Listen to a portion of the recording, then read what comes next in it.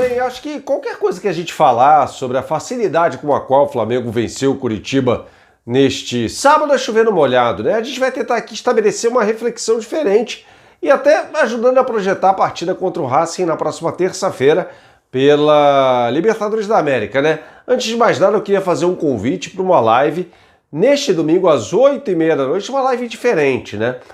Falar sobre Campeonato Brasileiro, falar sobre qualquer coisa, Libertadores, futebol internacional, sobre o que você quiser. A gente vai falar nessa live, eu estarei ao lado do Cláudio Campos, conto com vocês, porque a gente não pode se limitar neste canal. Evidentemente, a gente não fala só de Flamengo e de outras coisas também, e quem curte esporte, a gente pode falar sobre tudo, né? Me acompanhou o meu trabalho na Rádio Bandeirantes, na Rádio Bradesco Esportes FM, no Band Esportes, na Band Aberta, no SBT, enfim, por onde eu passei, acho que sempre a gente conseguiu falar com propriedade sobre o esporte em geral e acho que tem que ser assim, né? Então faço esse convite para este domingo, às 8h30 da noite, nesta live ao lado do meu amigo e competentíssimo Cláudio Campos, tá? Bom, o que eu quero trazer aqui para vocês de dado para motivar uma reflexão até maior, né? É o seguinte, o Flamengo bateu o recorde dele, Flamengo, de grandes chances criadas nesse Campeonato Brasileiro. O que são grandes chances criadas? São aquelas em que há possibilidade iminente de gol, né? Foram 13, 12 delas perdidas no jogo contra o Curitiba, tá? Qual a reflexão que isso demanda? É óbvio que o Flamengo poderia ter metido uma goleada histórica no Curitiba. Só que o que aconteceu? Como o Flamengo perdeu muito gol nessa partida contra o Curitiba, o técnico Rogério Ceni se viu obrigado a manter os jogadores titulares ou aqueles principais do time, né, por mais tempo nessa partida. Vale lembrar que ele faz as primeiras alterações no time do Flamengo aos 34 minutos do segundo tempo. Acho que o jogo já estava sob controle, o Flamengo já tinha feito o terceiro gol com o René. Ele podia até ter mudado antes, né, para poupar um pouco o pessoal. Everton Ribeiro, que ele tirou, Gerson ele tirou, depois o Bruno Henrique. Mas ele segurou mais os titulares em campo. Por quê? Porque o jogo não estava resolvido. O Flamengo poderia ter metido 5-0 no primeiro tempo e não seria uma surpresa na partida contra o Curitiba. Foram várias chances, como eu disse, criadas, né? E no segundo tempo, em 10 minutos, o Flamengo criou 4 grandes chances de abrir o marcador, né? Perdendo vários gols com o Bruno Henrique, com o Vitinho, inclusive o Vitinho, que por sinal fez uma boa partida contra o Curitiba. A exemplo do que havia acontecido no primeiro jogo contra o São Paulo. Então fica claro ali o que aconteceu. O Rogério Ceni não teve o jogo resolvido, ele precisava ganhar, ele precisava dessa primeira vitória, né? E foi obrigado a manter os jogadores titulares ali por mais tempo, né?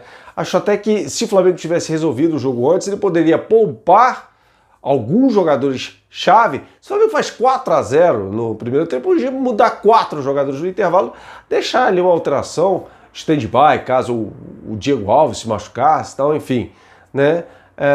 Mas não, ele se viu obrigado a fazer a primeira alteração só aos 34 minutos do segundo tempo, né? Ou seja, ele não conseguiu poupar os jogadores para a partida de terça-feira contra o Racing, né?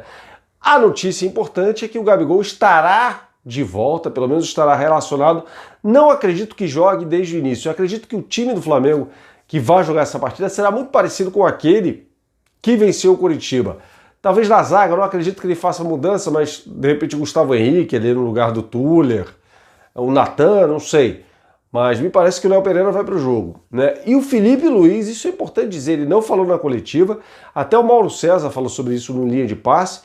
É bem provável que o Felipe Luiz jogue essa partida, ele está sendo preparado para isso. Ele já treinou, inclusive.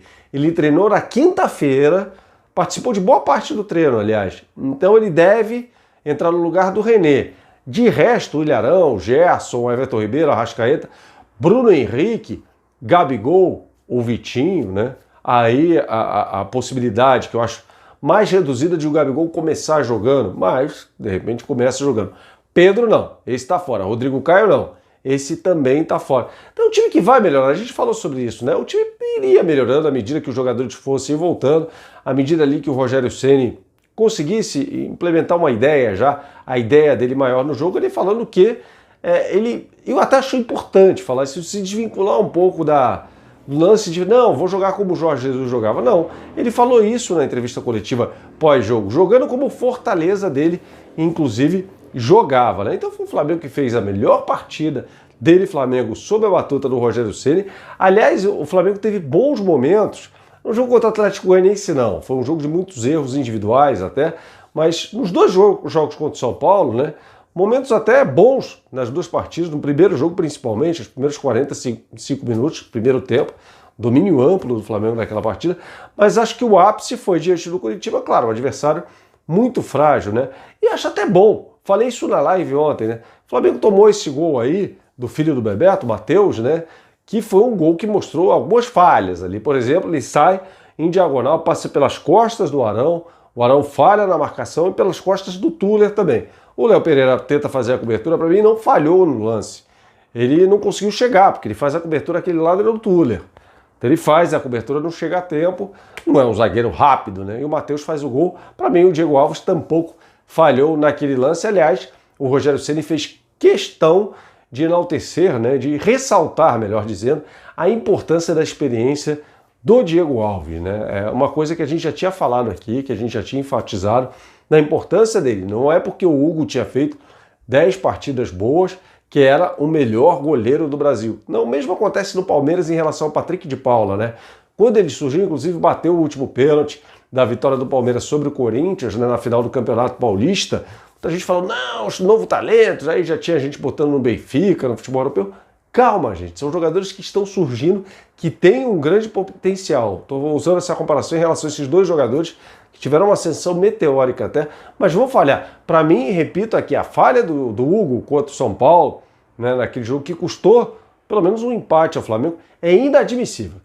A falha é inadmissível, ele não pode fazer isso, não pode driblar um jogador adversário dentro da pequena área. Assim como é inadmissível o gol que o Lincoln perdeu contra o Atlético Goianiense. O Flamengo poderia já ter 4 pontos aí de frente na liderança do Campeonato Brasileiro e não é o caso. Tá bom, pessoal? A gente vai seguir falando muito sobre Libertadores, né? Claro, trazendo uma reflexão, acho que amanhã, sobre o Racing, né? Falando, muita gente perguntando como é que vai ser o Racing, mais reativo, mais propositivo. A gente vai trazer uma reflexão aqui importante sobre esse time treinado pelo BKSS. O Rogério Ceni chegou a se lembrar, né, da vez em que foi eliminado pelo São Paulo na Copa Sul-Americana, pelo Defensa e Justiça do Sebastião BKSS. Isso aconteceu na Sul-Americana de 2017. Então a gente vai falar bastante sobre esse confronto entre Flamengo e Racing. Um Racing que não joga no fim de semana, já jogou na última quinta-feira, não é pelo Campeonato Argentino, mas nessa competição que a AFA criou aí para manter os clubes em atividade na Argentina. Beleza, pessoal? Até a próxima, portanto.